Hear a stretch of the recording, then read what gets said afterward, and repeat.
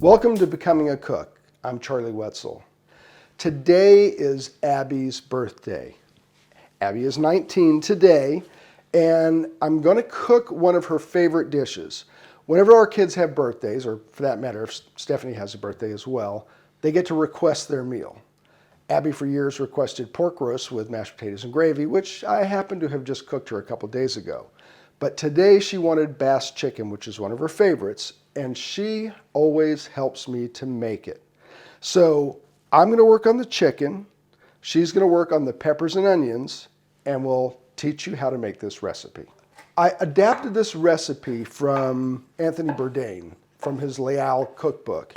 He uses a whole chicken. We like leg quarters because, let's face it, dark meat's the best meat on a chicken. When you get them from the grocery store, they still have part of the backbone in them. So what I'm going to do is I'm just going to trim these up to get that bone out. I'm just trying to scoop this little bit of meat that they call the oyster. I break the joint and then give it a little bit of a cut. And I take off that extra bit of skin. So of course I'm setting those bones aside. They're going to be for stock. This is a really easy recipe because it cooks very simply and it's seasoned very simply. The work, honestly, is in the prep. If you're doing this on your own, then I would recommend getting the peppers and onions done first. And what she's doing is she's just slicing the onions into rounds, and the peppers she's doing a fine julienne. I'm going to go ahead and get my pan heating. I'll start that on about medium heat. I'm going to flip these and season the non-skin side first because the skin side has to go down first. One of the things that's a little bit unusual about this dish is that before it goes in the oven, you only sear it on the skin side. A lot of dishes, you do both sides, but not this one. I've hit that side with coarsely ground salt, pepper, and cayenne. I'm going to do the same on this side.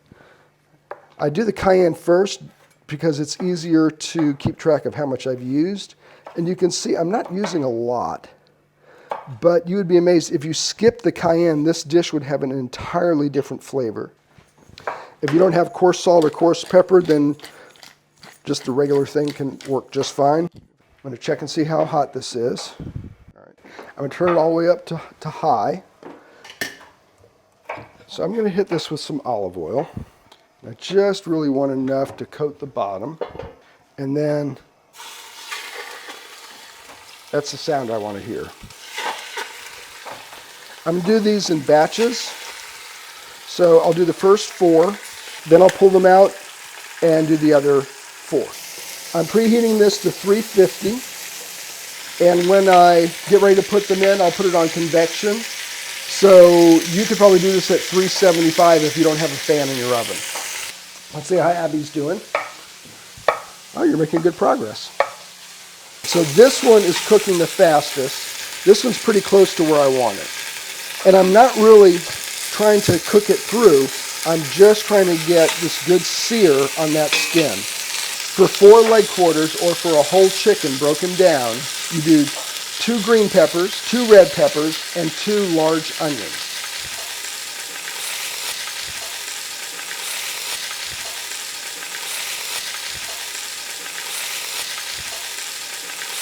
All right, so that's a good color right there. While I'm pulling these out, I'm turning my heat down just a little bit so the pan doesn't burn. That one is right on the verge of being too much, but it's still okay. Same thing with that one. All right, and now the other 4 in. I've turned my heat down considerably because this pan has gotten very hot. One of the things about searing, if your pan is really hot, your skin's not going to stick. Typically, if you put something in a pan, you don't want to move it immediately because that's when the skin will stick. The same thing on a grill. When you first put something on the grill, it needs to get enough of a sear to release from the surface, and then you can move it or flip it. As you can see, Abby's almost done. We're going to put all of this into this hot pan as soon as the chicken's ready. This is back up to high. I'm going to pour away from me so I don't get splashed.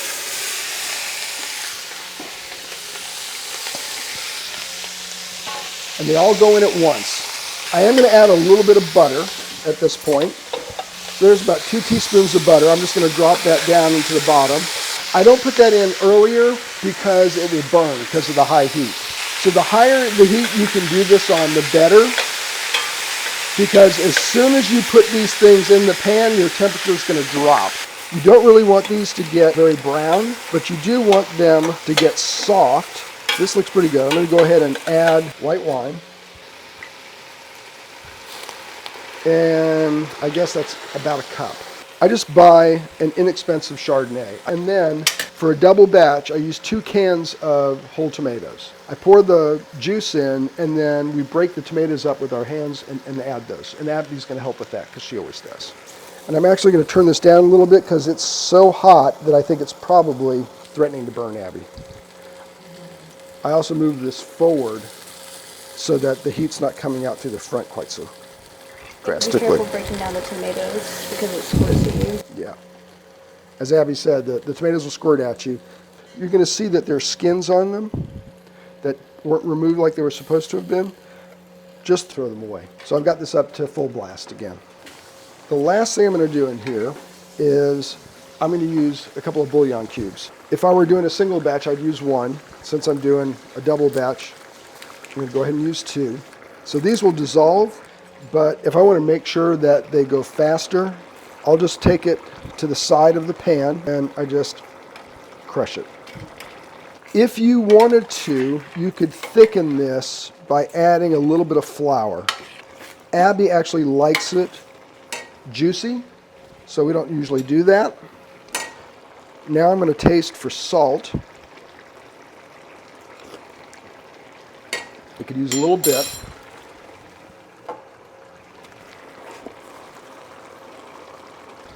Now, I'm going to put the chicken back in. So what I'm trying to do is I'm trying to kind of nest the chicken in down in the sauce.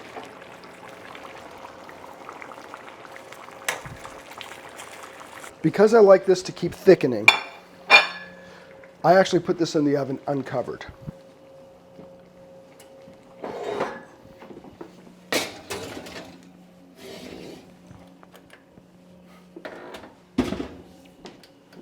And convection is on. The chicken's been in for 35 minutes. It should be ready to go. You can see that this one, it's starting to draw away off the bone.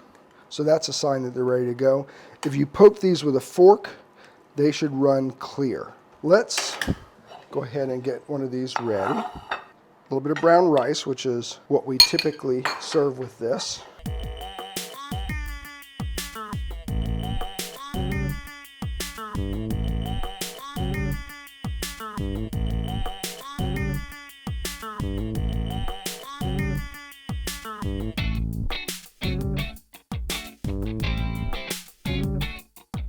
And then Abby in particular likes the liquid. You could actually serve this in a bowl if you wanted to.